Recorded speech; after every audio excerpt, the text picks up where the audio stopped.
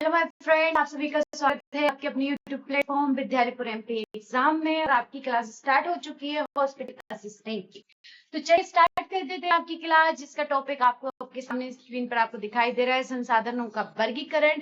आज से हमारी भूगोल की जो क्लास है वो स्टार्ट हो चुकी है, ज्योग्राफी की क्लास स्टार्ट हो चुकी है, जिसमें सामाजिक विज्ञान के जो टॉपिक्स हैं, जिसमें हमने इतिहास से संबंधित जो भी टॉपिक था वो कंप्लीट कर लिया है, मतलब हिस्ट्री से संबंधित जो हमारा टॉपिक था वो हमने कंप्लीट कर लिया है। अब हम जियोग्राफी से संबंधित टॉपिकों को कंप्लीट करेंगे। तो चलिए स्टार्ट कर देते हैं आज की क्लास को। आज के अच्छे क्वेश्चंस मैं आप लोगों के लिए लेकर आई हूँ। टॉप 25 क्वेश्चंस को सॉल्व करेंगे। आज जो टॉपिक रहेगा उसे हम लोग, और इससे पहले जो हमारी आपकी 10 क्लासेस हो चुकी हैं उन्हें जरूर देख लीजिएगा। आज की 11 नंबर की क्लास है, इसे अच्छे से देखिएगा। और अगर आपने पहले वाली क्लासेस नहीं की तो इस क्लास को देखिएगा, तो उन क्लास को जरूर देख लीजिएगा। सारे आपको टॉपिक वाइज देखने को मिलेंगे। तो चलिए स्टार्ट करते हैं। आई होप आप सब लोगों ने क्लास को शेयर कर दिया होगा। चैनल पे भी पहली बार आए हैं तो प्लीज चैनल को सब्सक्राइब जरूर कर लीजिएगा। आप वीडियो को लाइक कर दीजिएगा और एक बार शेयर जरूर कर दीजिएगा, ताकि सब लोगों तक ये क्लास हो सके। इतने क्वेश्चन मैं आप लोगों के लिए बनाकर लाई हूँ, तो ये क्वेश्चन सभी तक हो सके। तो प्लीज एवरीवन एक बार शेयर जरूर कर दीजिएगा। तो चलिए क्लास स्टार्ट कर देते हैं। आई होप आप सभी ने शेयर कर दिया होगा, लाइक कर लिया होगा, और जो भी न्यू जुड़े हैं उन लोगों ने चैनल को सब्सक्राइब भी कर लिया हो। तो चलिए स्टार्ट कर देते हैं। Let's start this class. Okay, तो फर्स्ट क्वेश्चन, बिल्कुल भी टाइम खराब ना करते हुए मैं आपका पूरे क्वेश्चंस को जल्दी जल्दी कंप्लीट कराती हुई चलूंगी। बस स्टार्टिंग थोड़ा सा इंट्रो दे रही हूँ मैं, थोड़ा सा आप लोगों को पता चले क्लास कोई भी नया स्टूडेंट आ रहा है, जुड़ रहा है, तो पता होना चाहिए क्लास किसकी है, तो वो इस क्लास को देख सके। तो चलिए स्टार्ट कर देते हैं। आज फर्स्ट क्वेश्चन आप लोगों की स्क्रीन पर आ चुका है। फर्स्ट क्वेश्चन है आज के जो भी मिलेंगे आपको संसाधन से संबंधित क्वेश्चन देखने को मिलेंगे। तो पूछा गया है निम्नलिखित में से कौन सा जैव संसाधन है। पूछा है निम्नलिखित में से कौन सा जैव संसाधन है, यानी बायोटिक रिसोर्स है। चट्टान, आपकी धातुएं, वनस्पति या सौर ऊर्जा। तो याद रखिएगा जो वनस्पति होती है आपकी जो वनस्पतियां होती हैं ये सब क्या होती हैं, आपके जैव संसाधन होते हैं। कौन से संसाधन होते हैं, सारे जैव संसाधन होते हैं। चट्टान, धातुएं, सौर ऊर्जा ये आपके जैव संसाधनों के अंतर्गत नहीं आते हैं। तो नेक्स्ट क्वेश्चन पे चले हैं। ये रहा आप नेक्स्ट क्वेश्चन, लीजिए इसे सॉल्व कीजिएगा। चलिए क्वेश्चन आंसर्स लगाते हुए चलिएगा। वे संसाधन जो एक बार उपयोग करने के बाद समाप्त हो जाते हैं क्या कहलाते हैं। वे संसाधनों के नाम बताना है जिनको बस एक बार हम उपयोग में ला रहे हैं, उसके बाद वे कैसे हो जाते हैं, समाप्त हो जाते हैं। उनके नाम बताना है कि क्या नाम है। नवीनीकरण है, अनवीनीकरण संसाधन है, जैव संसाधन है, या संभावित संसाधन होते हैं। तो याद करिएगा, ध्यान से देखिएगा, ये होते हैं अनवीनीकरण संसाधन, जिनको एक बार उपयोग करने के बाद वो समाप्त हो जाते हैं। जैसे पेट्रोल है, डीजल है, कोयला है, ये सब कैसे होते हैं, अनवीनीकरण संसाधन होते हैं। नवीनीकरण संसाधनों में कौन आते हैं, जैसे हम बोल सकते हैं आपकी सौर ऊर्जा वगैरह जो होती है, पवन ऊर्जा जो होती है, ये आपके किस में आते हैं, नवीनीकरण। इनको हम कैसे बार बार यूज कर सकते हैं। ओके, चलिए नेक्स्ट क्वेश्चन पे चलते हैं। ये रहा आपका नेक्स्ट क्वेश्चन। आप चलिए इनके आंसर्स भी लोग लगाते हुए चलिएगा। नेक्स्ट क्वेश्चन है आपका, आपसे नेक्स्ट क्वेश्चन पूछा गया, सौर और पवन ऊर्जा किस प्रकार के संसाधन है, ये आपको बताना है। उदाहरण है अनवीनीकरण, नवीनीकरण आपके अंतरराष्ट्रीय या राष्ट्रीय। बस जस्ट 2 मिनट या 2 सेकंड पहले ही बोला था मैंने, सौर ऊर्जा और पवन ऊर्जा होते हैं, ये कैसे होते हैं, आपके नवीनीकरण संसाधन होते हैं। और अनवीनीकरण जिसे हम बोल सकते हैं कोयला, पेट्रोल, ओके, आदि, कोयला, पेट्रोल, डीजल, ये सब। ओके, नेक्स्ट क्वेश्चन पे चले, लीजिए ये नेक्स्ट क्वेश्चन, क्या लगाइएगा। नेक्स्ट क्वेश्चन है कि उत्पत्ति के आधार पर संसाधनों को किन 2 भागों में बांटा गया है। उत्पत्ति के आधार पर बताना है, मैं उनको उत्पन्न करने के आधार पर। नवीनीकरण, अनवीनीकरण, जैव, इसके बाद बोला गया राष्ट्रीय, अंतरराष्ट्रीय, विकसित या आपका संभावित। तो याद रखिएगा जैव और अजैव, इन 2 प्रकार की उत्पत्ति के आधार पर हम केवल जैव और अजैव प्रकार के ही देखेंगे। ओके, नेक्स्ट क्वेश्चन पे चलते हैं। ये रहा नेक्स्ट क्वेश्चन, निम्नलिखित में से कौन सा एक अजैव संसाधन है। अजैव बोला गया है इसमें मनुष्य, पशु, चट्टान या मछलियां। अजैव जिनमें जीव प्राण नहीं होते। अबायोटिक कौन होते हैं, जिनमें प्राण नहीं होते। मनुष्यों में प्राण होते हैं, पशुओं में भी होते हैं, मछलियों में होती है, मगर चट्टानें कैसी होती हैं आपकी, अजैविक होती हैं, इनमें प्राण नहीं होते। ओके, नेक्स्ट क्वेश्चन इज, लीजिए, किसी देश की भौतिक सीमा के भीतर पाए जाने वाले सभी संसाधनों को क्या कहते हैं। देखिए, आपकी मान लीजिए ये प्यारा सा हमारा भारत है, और इस प्यारे से भारत की ये आपकी सीमा के अंतर्गत पाए जाने वाले सभी संसाधनों को आपको बताना है। ये हमारा प्यारा भारत है, और इस भारत के अगर सीमा के अंदर पाए जाने वाले जो भी, जैसे मान लीजिए ये हमारा मध्य प्रदेश है प्यारा सा, इसमें आपका जो भी पठार वगैरह है, ये आपके हिमालय है, ये इधर आने वाली जो हिमालय की सीमा है, ये तो ये सब जो आपके ये घाट हैं दोनों, अब इनमें जो भी जैव पदार्थ, मतलब हम बोल सकते हैं इनमें जो भी संसाधन पाए जा रहे हैं, उन्हें कौन से संसाधन बोलेंगे, अंतरराष्ट्रीय संसाधन, राष्ट्रीय संसाधन, व्यक्तिगत संसाधन या सामुदायिक संसाधन। बताइए कौन से संसाधन बोलेंगे, तो इन्हें राष्ट्रीय संसाधन बोलेंगे। क्या बोलेंगे इन्हें, राष्ट्रीय, क्योंकि ये हमारे राष्ट्र की सीमा के अंतर्गत पाए जा रहे हैं। कहाँ पाए जा रहे हैं, ये हमारे राष्ट्र की सीमा के अंतर्गत पाए जा रहे हैं।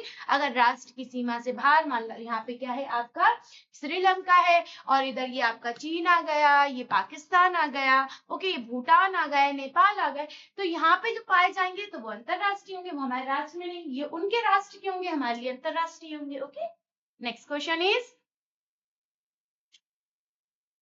शमशान भूमि, तालाब, खेल के मैदान किस प्रकार के संसाधन होते हैं। जहाँ शमशान भूमि अंतोष्टि होती है, और तालाब वगैरह जो आपके तालाब होते हैं, खेल के मैदान प्लेग्राउंड्स जो होते हैं, वो ये किस प्रकार के संसाधन होते हैं, व्यक्तिगत संसाधन होते हैं, सामुदायिक संसाधन होते हैं, अंतरराष्ट्रीय संसाधन होते हैं, या आपके राष्ट्रीय संसाधन होते हैं। बताइए कौन से होते हैं, तो याद रखिएगा ये सामुदायिक संसाधन होते हैं। इन सब का उपयोग जो है पूरी पब्लिक करती है, ना कि कोई एक निजी व्यक्ति। ये व्यक्तिगत नहीं होते हैं, राष्ट्रीय नहीं होते हैं, अंतरराष्ट्रीय नहीं होते, ये कैसे होते हैं, सामुदायिक पब्लिक प्लेस होती हैं, यहाँ पे सब लोग इनका उपयोग कर सकते हैं। Next question is, okay, next question is, तट रेखा से कितनी समुद्रीय मील आपका तक क्षेत्र किसी देश के अपरजक आर्थिक क्षेत्र कहलाता है। बताइए, तट रेखा के कितनी समुद्रीय मील, मतलब हम बोल सकते हैं, मान लीजिए ये हमारा समुद्री एरिया है, नीचे यहाँ पे समुद्र जुड़ा है कि नहीं जुड़ा, ये आपका हिंद महासागर हो गया, ठीक है, और इसके बाद ये आपका पश्चिमी घाट हो गया, ये पूर्वी घाट हो गया। अब यहाँ पर लगा है ये समुद्री क्षेत्र। अब पूछा गया है इस समुद्री क्षेत्र में हम कितनी दूरी तक जाएंगे जहां तक भारत की सीमा लगेगी, जिसे हम क्या बोलेंगे, अपवर्जक बोलेंगे, आर्थिक क्षेत्र बोलेंगे, अपवर्जक आर्थिक क्षेत्र बोलेंगे। तो बताइए कहाँ तक हमारा अपवर्जक, मतलब ये समुद्र के किसी देश का समुद्री तट से सीमा लगी है, तो उसके पास के समुद्री क्षेत्र भी तो उसका ही होगा ना, उसकी क्षेत्र भी तो उसके अंडर आएगा। फिर इसके मान लीजिए, मैं पेन चेंज कर देती हूँ, एक मिनट, ये देखिए मैं बताती हूँ, मान लीजिए मैं ऑरेंज कलर का बता रही हूँ, ये यहाँ तक हमारी क्षेत्र है, तो यहाँ पे जो पाए जाने वाले आपके,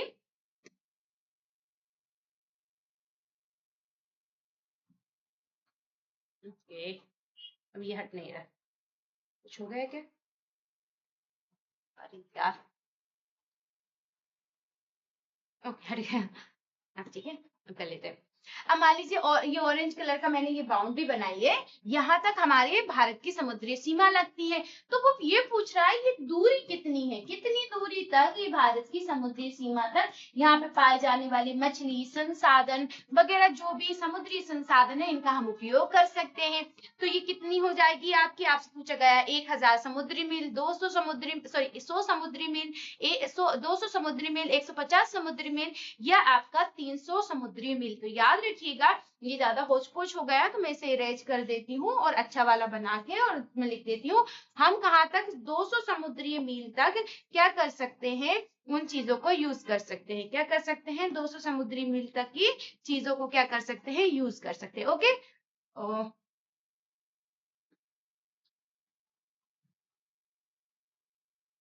ठीक है, अब मैं बनाती हूँ। देखिए ये हमारा क्षेत्र है और यहाँ से 200 समुद्री मील की दूरी तक हम क्या कर सकते हैं, यूज कर सकते हैं। मतलब मान लीजिए इतना एरिया 200 समुद्री मील की दूरी में आ रहा है। अब यहाँ पे आपको मछली है या कोई भी आपको पशु मतलब मछली है या समुद्री में कोई जीव पालन करना है, ये क्षेत्र अब अपना हो चुका है। अब इसमें भारत की सरकार और वहां के तटीय जो राज्य सरकार है वो वहां पे उनका अपना क्या कर सकती है, व्यापार कर सकती है। ओके, नेक्स्ट क्वेश्चन इज, बंदरगाह भी तो होते हैं ना अपने पास। Okay, next question is, next question को सॉल्व करते हैं हम। ओके, नेक्स्ट क्वेश्चन है वे संसाधन जो किसी क्षेत्र में मौजूद तो है लेकिन उनका सही ढंग से उपयोग नहीं किया जाता है, वे क्या कहलाते हैं? बताइए, विकसित संसाधन, संभावित संसाधन, भंडार या संचित कोष। देखिए हमारे पास मान लो इस क्षेत्र में कोयला है। अब उदाहरण दे रही हूँ है ना, कोयला का तो हम यूज करते हैं। मान लीजिए भारत के किसी एक क्षेत्र में मैंने ये कोयला ले लिया। अब ये हमारे पास है मगर हम इस कोयले का यूज नहीं कर रहे हैं। मान लो हम इस पे नजर ही नहीं डाल रहे कि हमारे पास ये कोयला है, हम इसका यूज नहीं कर रहे हैं, और हमारे पास ये चीज है मगर हमारे पास है पर हम इसका क्या नहीं कर रहे हैं, उपयोग नहीं कर रहे हैं। तो वो कौन सा संसाधन कहलाता है? बताइए, विकसित संसाधन कहलाएगा, संभावित संसाधन, भंडार या संचित संसाधन। याद रखिएगा ये कौन सा संसाधन कहलाता है, आपका संभावित संसाधन। मतलब ये अभी तो हम यूज नहीं कर रहे हैं ना, हो सकता है कल इसका यूज कर लें, जब भी हमें जरूरत पड़ेगी तो हम इस कोयले का यूज कर सकते हैं। फिलहाल के लिए नहीं कर रहे हैं, एज ऑफ वेल नहीं कर रहे हैं, बट आने वाले भविष्य या फ्यूचर में हम इसका यूज कर सकते हैं। कोयला और पेट्रोल किस प्रकार के संसाधन होते हैं? पुनर्चक्रीय संसाधन होते हैं, जीवाश्म ईंधन होते हैं, सतत संसाधन होते हैं या जैव संसाधन होते हैं? देखिए ये होते हैं जीवाश्म, क्योंकि ये जीवाश्म से बनते हैं। कई सौ सालों पहले जो बड़े बड़ी पेड़ पौधे या कुछ कुछ चीजें धस जाती हैं या कोई धरती में रख जाती हैं, तो उन चीजों के कई सालों तक उनमें अपघटन होता रहता है, उससे ये क्या बनते हैं, कोयला और जीवाश्म ईंधनों का निर्माण होता है। और ये कैसे होते हैं? एक तो अजैविक होते हैं और अनवीनीकरण होते हैं। अनवीनीकरण मतलब जैसे जीवाश्म मतलब कोयला और पेट्रोल, आपको पता है कोयला जलने के बाद बन जाती है एस यानी राख बन जाती है। अब उसका यूज तो हम करते ही नहीं है किसी चीज में। इसके बाद कोई पेट्रोल उड़ जाता है, मतलब पेट्रोल का भी नष्ट हो जाता है, तो ये थोड़ी कि हम पेट्रोल खत्म हो जाएगा वो वापस हम एकत्रित कर सकते हैं, नहीं। इन चीजों को हम कैसे हो जाती है, ये अनवीनीकरण हो जाता है, जिनका हम यूज एक बार करने के बाद दोबारा नहीं कर पाते। और ये अजैविक होते हैं, मतलब इनमें सांस नहीं होती है, ये अजैविक होते हैं।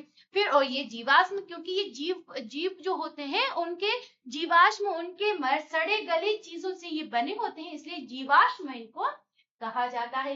नेक्स्ट क्वेश्चन पे चलते हैं, ये रहा आपका नेक्स्ट क्वेश्चन। सतत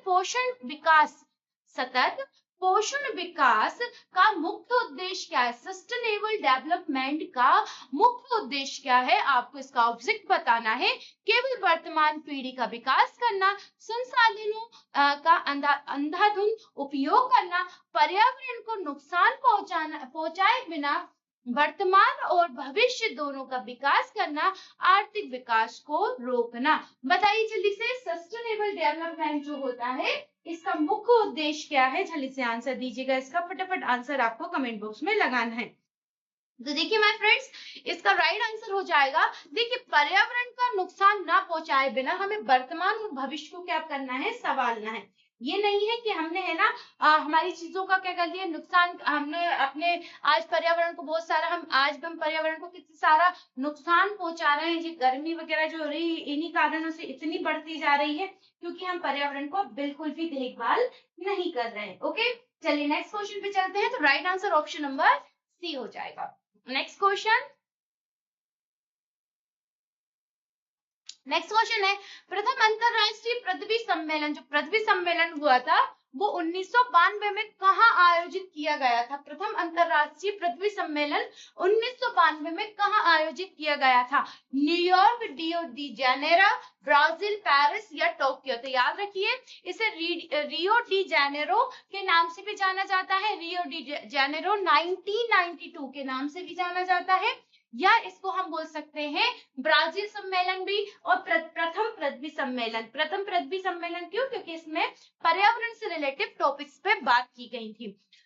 एजेंडा 21 जो था से संबंधित है, बताइए एजेंडा 21 जो है वो किससे संबंधित है? एजेंडा 21 परमाणु आपका निस्त्रीकरण से, सतत पोषण विकास से, वैश्विक व्यापार से, जनसंख्या नियंत्रण से। तो याद रखिएगा एजेंडा 21 जो है वो सतत पोषण विकास से संबंधित है। सतत पोषणीय विकास यानी सतत रूप से चलने वाला, जो रुके ना, निरंतर चलता रहे, उसे सतत पोषण मतलब जो आपकी पोषण की संबंधित समस्या है उनका निराकरण करना, उससे संबंधित है एजेंडा 21। इसमें 21 टॉप पॉइंट्स दिए गए हैं, इसमें 21 पॉइंट्स दिए गए हैं, उनसे संबंधित बात की गई है।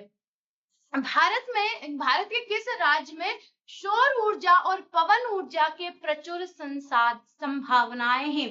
राज्य का नाम पूछा गया है आपसे, झारखंड, राजस्थान, असम या बिहार। याद रखिएगा राजस्थान जो है, भारत में सौर ऊर्जा और पवन ऊर्जा के बहुत प्रचुर संसाधन यहाँ पे आपको देखने को मिलेंगे। गर्मी बहुत है।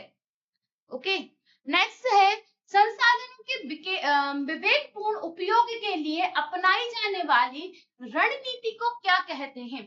बताइए संसाधनों के विवेकपूर्ण उपयोग के लिए संसाधनों के जो भी हम उपयोग कर रहे हैं, विवेकपूर्ण उनका उपयोग कर रहे हैं, उसके लिए जो हम कोई भी रणनीति अपना रहे हैं उसे क्या कहेंगे? संसाधनों का दोहन, संसाधनों की नियोजन, संसाधनों का विनाश या संसाधनों का निर्माण। याद रखिएगा इसे संसाधनों का नियोजन कहा जाता है। क्या कहा जाता है इसे? संसाधनों का नियोजन कहा जाता है। Okay, next question is next question, हमारे पास हर व्यक्ति की आवश्यकता पूर्ति के लिए बहुत कुछ, लेकिन किसी के लालच की संतुष्टि के लिए नहीं है। ये कथन किसका है? बताइए, किसी ने बोला है, किस व्यक्ति द्वारा बोला गया है? जवाहरलाल नेहरू, महात्मा गांधी, सुभाष चंद्र बोस या मेघा पाटेकर। क्या बोला गया है कि हमारे पास हर व्यक्ति की आवश्यकता पूर्ति के लिए बहुत कुछ है, लेकिन किसी की लालच की संतुष्टि के लिए कुछ भी नहीं है। ये कथन किसका है? बताइए। तो ये कथन हो जाएगा महात्मा गांधी का। महात्मा गांधी ने बोला था कि हमारे पास हर चीज मिलेगी आपको, हमारे पास हर संसाधन है, कोई भी संसाधन की कमी नहीं है, और हर व्यक्ति को वो संसाधन का उपयोग कर सकता है और आने वाली पीढ़ी भी कर सकती, परंतु किसी का लालच के लिए हमारे पास कुछ भी नहीं, क्योंकि लालच एक व्यक्ति की जगह हजारों व्यक्ति का अपने पास रख लेता है और उसका उपयोग भी नहीं करता लालच के कारण। Okay, next question is small is beautiful. Small is beautiful पुस्तक के लेखक कौन है? बताइए, स्मॉल इज ब्यूटीफुल, ये आंसर दीजिएगा। स्मॉल इज ब्यूटीफुल पुस्तक के लेखक कौन है? सुमेसर या Amartya Sen, Adam Smith, Karl Marx. बताइए, जल्दी से आंसर दीजिएगा। स्मॉल इज ब्यूटीफुल जल्दी से बताइए किसकी है ये? तो स्मॉल इज ब्यूटीफुल जो है वो आपके सुमेसर की है। किसकी है? सुमेसर की है। ओके, नेक्स्ट क्वेश्चन इज, हमारे पर्यावरण में उपलब्ध वे सामग्रियां जो मानव आवश्यकताओं को पूरा कर सकती हैं, परंतु तकनीक के अभाव में बाहर है, क्या कहलाती हैं? बताइए। संचित कोश, भंडार, विकसित संसाधन, संभावित संसाधन। क्या बोला गया है? हमारे पर्यावरण में उपलब्ध वे सामग्रियां जो मानव आवश्यकताओं की पूरा कर सकती है, मानव आवश्यकताओं को पूरा कर सकती है, परंतु तकनीक के अभाव में बाहर है। देखिए, अभी हमने थोड़ी देर एक संभावित क्वेश्चन क्या करा था, हमारे पास संसाधन तो है पर अभी हम उसका उपयोग नहीं कर रहे हैं, तो वो संभावित हो जाएगा। परंतु उसने हमसे ये बोला है कि मानव सामग्रियां मतलब हमारे पास आवश्यकता पूरी कर सकते हैं, परंतु वो तकनीक के कारण, तकनीक के अभाव से अभी हम उनका उपयोग नहीं कर पा रहे हैं। इसे हम भंडारण कहेंगे। क्या कहेंगे इसे? भंडारण। उपयोग तो कर सकते हैं ना, परंतु तकनीक ही नहीं है। मगर संभावित में क्या था? है हमारे पास, मगर हम भविष्य में करेंगे, अभी हम उसकी जरूरत नहीं, पर जरूरत है, उपयोग नहीं कर पा रहे, कारण आपका तकनीक का अभाव। तो इसे हम भंडारण, क्योंकि वो भंडार होकर रखा जा रहा है हमारे पास, भंडारे में रखा गेहूं है, खा नहीं पा रहे क्योंकि वो उसमें से निकल नहीं पा रहा है। समझ गए आप लोग? ओके, नेक्स्ट क्वेश्चन इज, बांधों में संचित जल और वनों में मौजूद लकड़ी किस प्रकार के संसाधन के उदाहरण है? बताइए। बांधों में संचित जल, बांध तो समझ रहे हो, डैम का बात कर रही है।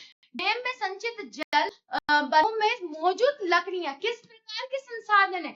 संभावित, संचित कोश, विकसित संसाधन, अंतरराष्ट्रीय संसाधन। ये हमारा संचित कोश, क्योंकि हमने ना इकट्ठा करा है। बताइए, बांध अपने आप थोड़ी बनते हैं। बड़े बड़े हम बांधों का निर्माण करते हैं तो उनके साइड में जो डैम बनते हैं, इनमें क्या है? संचित जल इकट्ठित होता है। क्या होता है? जल एकत्रित होता है ना। और वनों में क्या लगते हैं? पेड़ लगते हैं। ये पेड़ को हम क्या करते हैं? संचित करके रखते हैं, रोक के रखते हैं, भैया इनका उपयोग करना है, वनों को नष्ट नहीं करना है, तो इनका यूज किया जाता है। किसमें जाते हैं? संचित में जा रहे हैं। ओके, नेक्स्ट क्वेश्चन इज निम्नलिखित, देखिए संचित संभावित भंडारण, थोड़ा ध्यान दीजिएगा कि किस प्रकार की बात कर रहा है, जिसमें इनके आंसर ये अलग से आ रहा है। निम्नलिखित में से कौन सा मानव निर्मित है? कि नदियों को मानव ने बनाया है, सड़क और पुल को मानव ने बनाया है, वन को मानव ने बनाया, खनिजों को मानव ने बनाया है। सड़क और पुल मानव ने बनाए, ना कि नदी, वन और ये प्राकृतिक संसाधन के अंतर्गत आते हैं। नेक्स्ट क्वेश्चन इज मृदा यानी मिट्टी किस प्रकार, सॉइल किस प्रकार का संसाधन है? नवीकरण, नवीनीकरण, प्राकृतिक संसाधन, मानव निर्मित या अंतरराष्ट्रीय? याद रखिएगा, ये नवीनीकरण है और प्राकृतिक संसाधन। नवीनीकरण भी है और साथ में प्राकृतिक संसाधन भी है। नेक्स्ट क्वेश्चन पे चलते हैं। लोहा, तांबा और एल्यूमिनियम जैसी धातु किस प्रकार का संसाधन है? चक्रीय, नवीनीकरण, चक्रीय, पुनः चक्रीकरण, संसाधन, जैव संसाधन और आपका संभावित। याद रखिएगा, लोहा, तांबा, एल्यूमिनियम ये चक्रीय है और पुनः चक्रण में भी काम आ सकते हैं। मान लो हमने कोई चीज बनाई, मान लो ये बर्तन बना है, ये आपका बर्तन है, टेढ़ा हो गया, 1 मिनट, बर्तन गया, अब सही है ना। ये मान लो आपका बर्तन है, अब ये टूट फूट गया है, हाँ ये टूट के ऐसा हो गया। ओके, टूट फूट गया, इसे टूट फूट गया तो हमने इसे इस तरीके से डेवलप कर लिया, फिर इससे हमने कोई नया कुछ नई सामग्री बना दी। ओके, तो इस प्रकार से ये कैसा हो जाएगा? आपका नवीनीकरण हो जाएगा, चक्रीय, क्योंकि ये इस प्रकार का था, फिर ऐसा करके कुछ ऐसा कुछ हमने बना दिया। ओके, तो ये चक्रीय भी हो जाएगा। नेक्स्ट क्वेश्चन ये है कि भारत का कौन सा क्षेत्र खनिज और कोयले के भंडार के लिए प्रसिद्ध है? कौन सा क्षेत्र किसके लिए? कोयले और खनिज के लिए। थार कमरुस्थल, छोटा नागपुर, हिमालय का क्षेत्र या तटीय क्षेत्र। देखिए, थार कमरुस्थल कहाँ है? राजस्थान में है। यहाँ पे क्या है? रेत है। थार कमरुस्थल सबसे बड़ा हमारे इधर जो गर्मी वाला हम बोलते हैं गर्म मैदान जो मिलेगा, थार कमरुस्थल। छोटा नागपुर, पठार, हिमालय क्षेत्र और तटीय क्षेत्र। तटीय वाले इन क्षेत्रों को तटीय बोला। ये नीचे वाला एरिया है ना, केरल वगैरह, ये वाले क्षेत्र, ये है तटीय क्षेत्र। ओके, हिमालय आपको ऊपर देखने को मिलेंगे। ओके, ये वाला क्षेत्र जो दिखेगा ना, ये हिमालय वाला। ओके, ये हिमालय वाला। छोटा नागपुर यहाँ पे जाएगा, ये छोटा नागपुर का क्षेत्र। तो यहाँ पे आप सबसे ज्यादा क्या देखने को मिलेंगे? खनिज पठार वगैरह, खनिज वगैरह देखने को मिलेंगे, कोयले वगैरह के भंडार बहुत सारे हैं यहाँ छोटा नागपुर के क्षेत्र में। फिर संसाधनों का अत्यधिक और अंधाधुंध उपयोग निम्नलिखित में से किस समस्या को जन्म देता है? तो बताइए, भूमंडलीय तापमान यानी ग्लोबल वार्मिंग को, ओजोन परत का क्षय, पर्यावरण प्रदूषण, तो याद रखिएगा, अगर आप किसी भी संसाधन का अत्यधिक उपयोग करोगे तो वो आपके लिए ही नुकसानदायक रहेगा। मान लीजिए कोई चीज आपको बहुत ज्यादा पसंद है, यानी चॉकलेट्स पसंद है, अगर दिन रात चॉकलेट्स खाएंगे तो दांत सड़ जाएंगे तो नकली लगवाने पड़ेंगे, तो दिक्कत हो जाएगी आपको।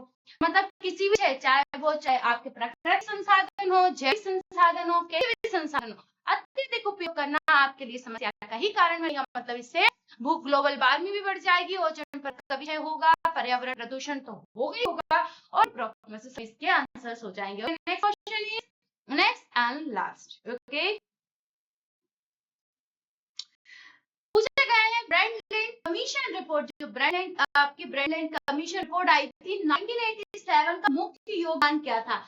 आपकी वैश्विक शांति, सतत पोषण, विकास एवं संसाधन संरक्षण की अवधारणा की, या आपका अंतरराष्ट्रीय जीएसटी अनुसंधान का जनसंख्या नियंत्रण था। बताइए क्या था? तो right answer option number B हो जाएगा, यानी सतत पोषण विकास और संसाधन संरक्षण की अवधारणा आपका ब्रांड कमीशन 1987 में लेकर आए थे। क्वेश्चन कंप्लीट होते हैं, क्लास कैसी लगी कमेंट करके जरूर बताइए, कमेंट करना ना भूलें, लाइक जरूर कीजिएगा क्लास को, प्लीज शेयर भी कर दीजिएगा, शेयर करना ना भूलें, लाइक कर दीजिएगा और चैनल को सब्सक्राइब जरूर कर दीजिएगा। जो भी नए स्टूडेंट आए चैनल को सब्सक्राइब करना ना भूलें, लाइक कर लीजिएगा, शेयर कर दीजिएगा, कमेंट करके जरूर बताइएगा क्लास कैसी लगी। आज के लिए बस इतना ही, फिर रखते हैं, फिर मिलते हैं